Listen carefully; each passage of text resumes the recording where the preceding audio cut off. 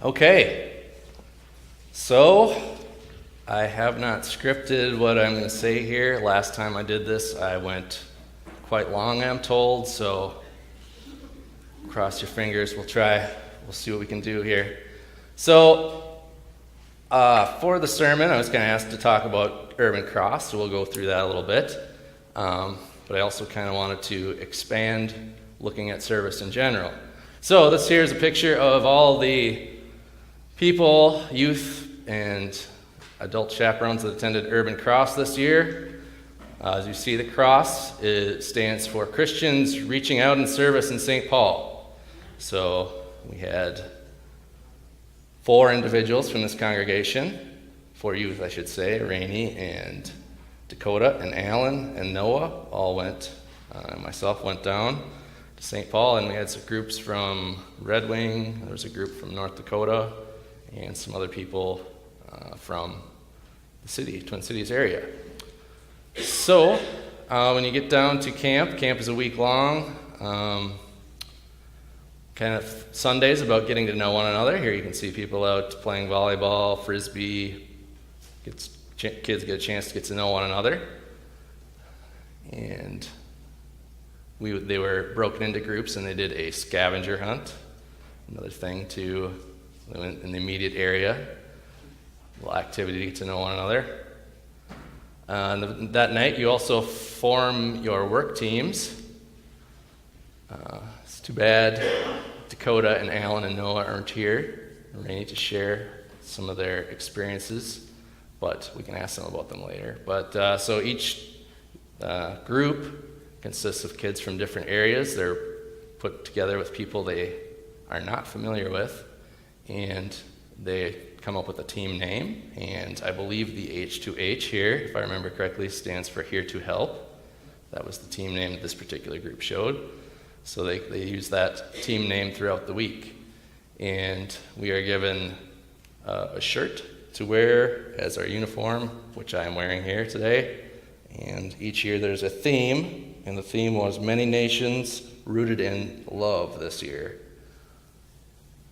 And each day the teams go out and we do work projects. Here we have a basement clean out exercise and a treasure that Noah found. Noah and Rainey ended up in the same group.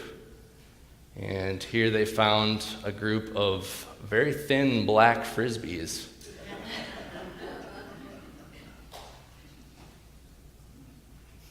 Alan's group was in charge of tearing down a shed. Very exciting activity for teenagers. This site, evidently, again, we were in different groups, so I was not with, but I assume they were cleaning out an area that appears to be a steering column that Dakota's cleaning up there. So they were doing some cleanup at the site. Removing trees, general cleanup, that's a very common activity that we do. A lot of these individuals are either elderly or disabled, so yard maintenance is something that can be difficult to do. Power tools, also a hit with teenagers. They get introduced to a few basic, some power tools. This was my group, and here we are, inspired by Donald Trump. We built a wall. Small retaining wall, but it is a wall nonetheless. Here's Noah's group. They were working on repainting actually the parsonage. The host church is actually just having their new pastor come in, like the week that we were there at Urban Cross. So it's kind of interesting. They had a lot going on, obviously, with a new pastor coming in and Urban Cross going on at the same time. So some of the groups got to work as they were scurrying to prepare the parsonage. Here's Alan demonstrating a very unique painting technique. Guess that must be what happens if you miss a spot. think there might be exercise equipment similar to this. I don't like this new ab roller. Each night, after we're done at the workday, during the workday, we take lunches eat lunch at the job site. The YMCA is nice enough to let us shower.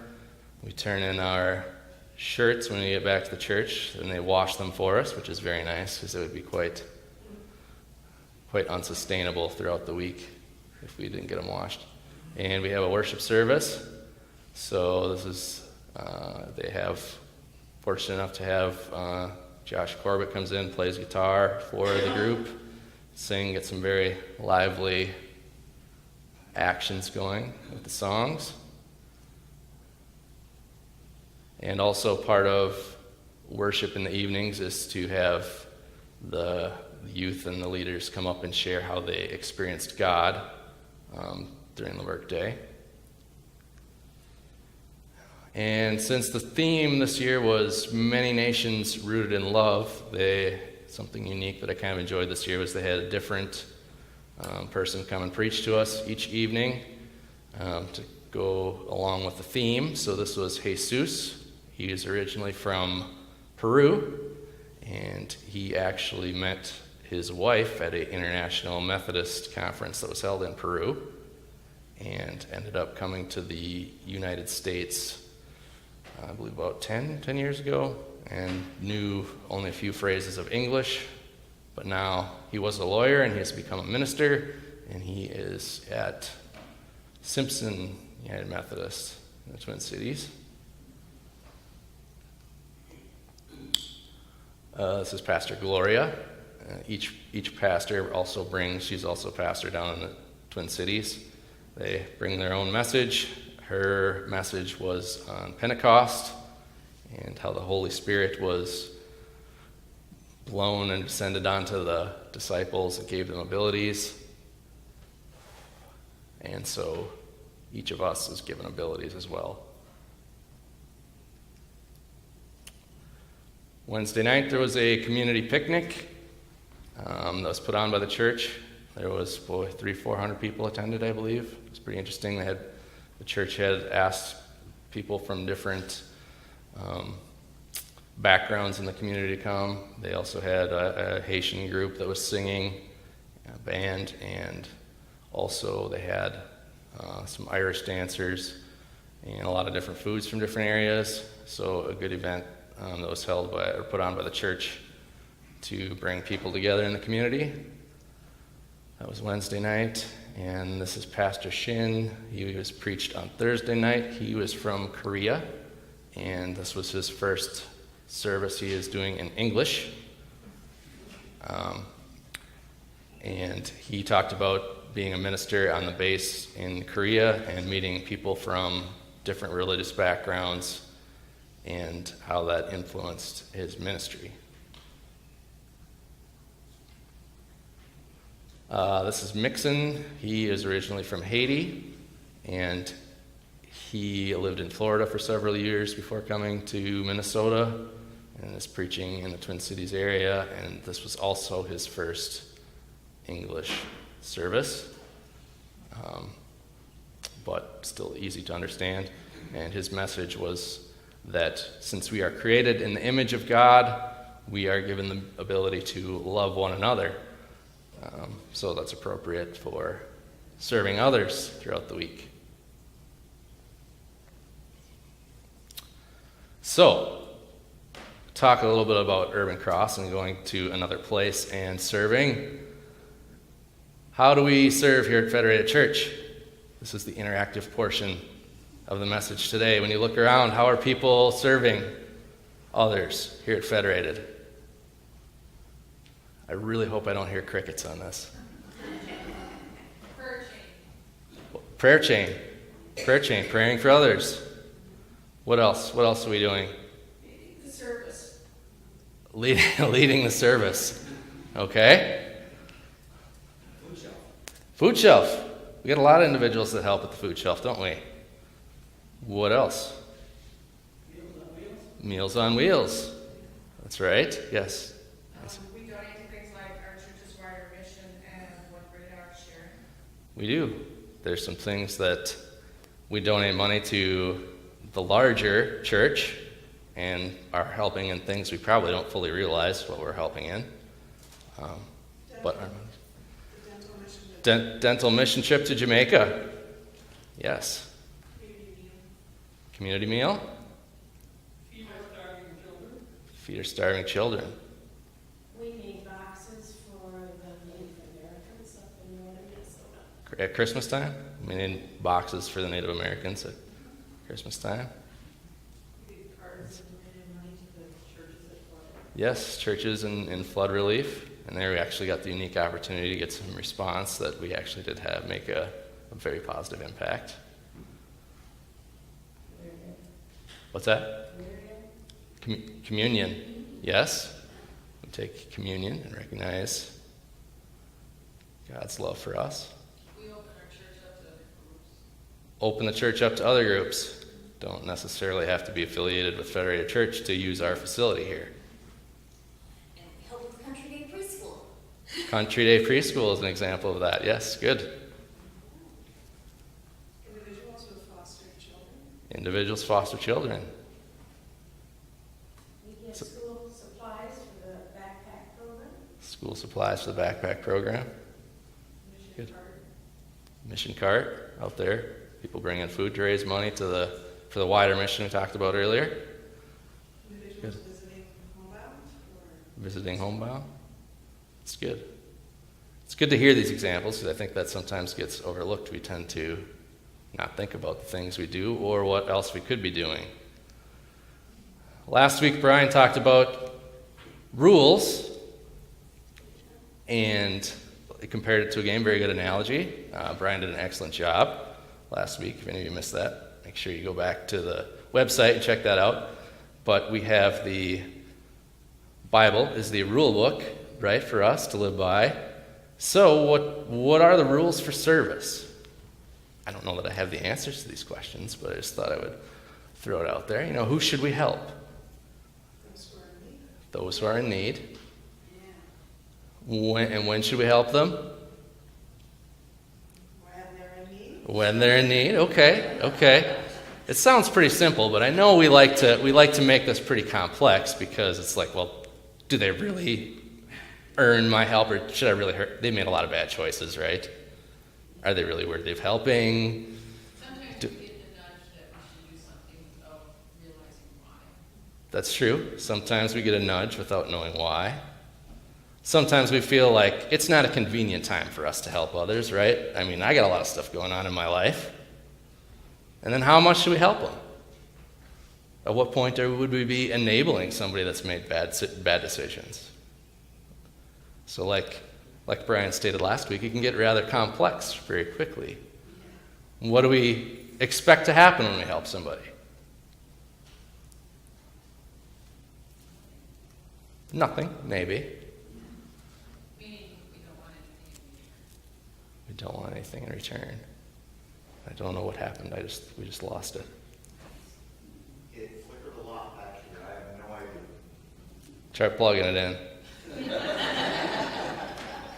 Did we lose the USB connection back there?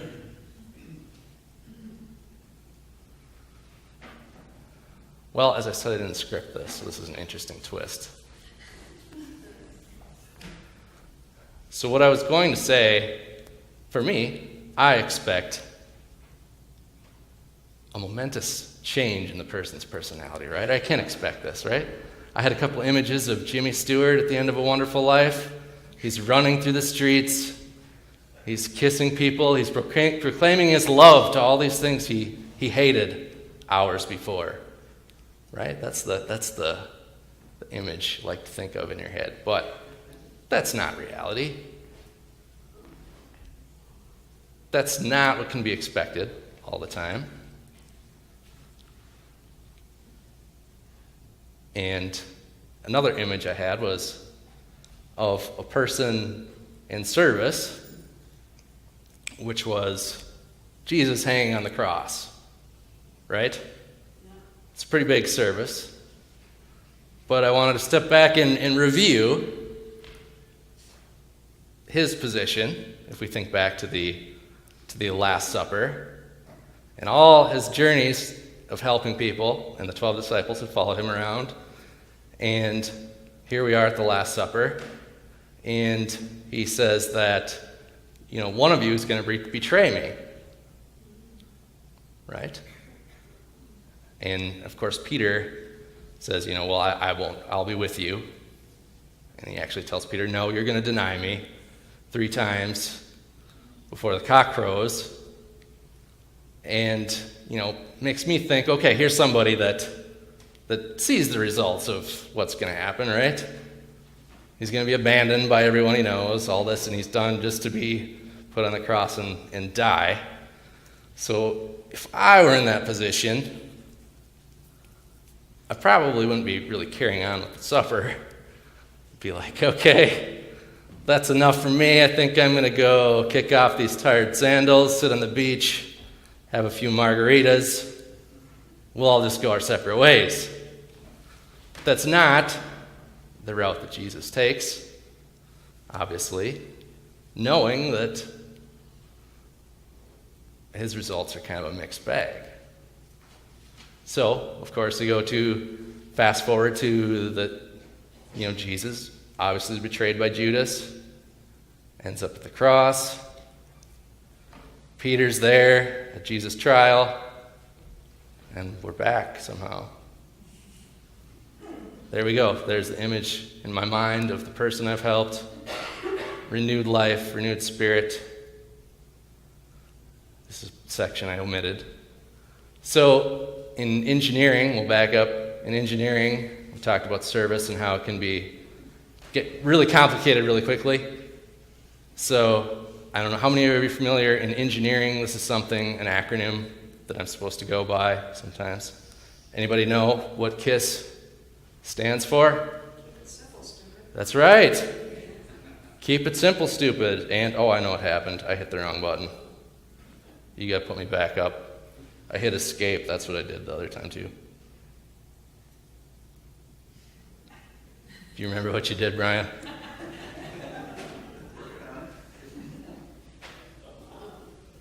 There we go. Keep it simple, stupid. So it's just a visual here of the mouse trap and the Rube Goldberg device that sometimes we like to come up making things complicated. And I love the game Mousetrap, too, by the way. It's really fun to see all those intricate things happen. And so here we are at the image of how complex things get. And at Jesus' trial, of course, Peter is confronted. That is recognized. And what does Peter say? He says, I'll stay with you forever. well, when he's confronted at the trial, he denies. He says, what does he say? He says, at no point during the campaign did I have any correspondence with the Russians. No, actually, that's a completely different story. Make sure you're paying attention. He says, no, I don't know Jesus. And of course he does three times during this. He denies Jesus, and the rooster crows, and he realizes that Jesus' foretelling has come true. Feels horrible. So, like I said, we can see things become very complex. Even for Jesus' results, it's kind of a mixed bag even yet today. I mean, look at Jesus' service to us. You have all of us, Christians. Some are followers of Jesus today. Some are sometimes. People like myself do the wrong thing all the time. Not really probably miraculous results, but something for us to aspire to, right? We do service even though we don't know what the results are going to be. It may not be miraculous results. So in our world, it's very easy to lose focus of that previous image of Jesus hanging on the cross and think of things like, wow, look at the car, the house, the American dream, right? All this stuff. It's very easy in our daily lives to forget about service to others. So last weekend, I encountered a very interesting, kind of thought-provoking story for me.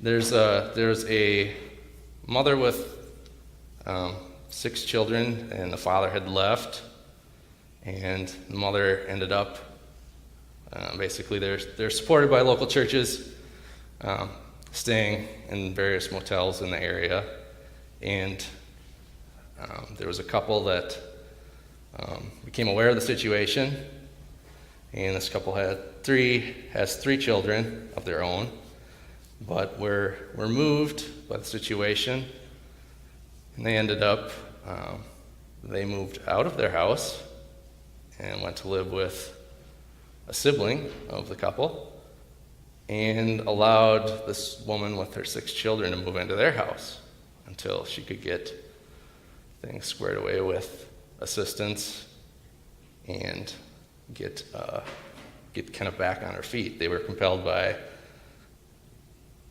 from my understanding, that the children didn't choose to be put in that situation. They themselves were born into situations which are much better, so they decided it was unfair to the children, if nothing else. So they actually moved out of their house and with somebody else to provide these children and this woman with a place to stay. And I think that's quite remarkable. I mean, that is not what we see here. The American dream is to own your own home, to have it all, and just to give that up and say, you need a place to stay, live in my house. And the thing that they've kind of discovered is you learn things about yourself, you learn things living with a sibling that, maybe that's not so bad after all. Chores become much less when there's more people around. Just kind of fascinating to me. That kind of flies in the face of what we typically see on a day-to-day basis. So I thought it needed to be shared with you. Anybody else here familiar with that story? Well, that story actually comes from Stevens County, and it's something that is going on right now. So they've been doing that for about a month now. So, and hopefully it'll be resolved fairly soon. But something that is quite inspiring to me. Challenges what am I doing? So something for us to think about. So, in closing, I'm going to wrap up and go back to acronyms. I got propose the Federated Cross acronym, and the cross stands for Christians Reach Out in Service, stupid. Amen.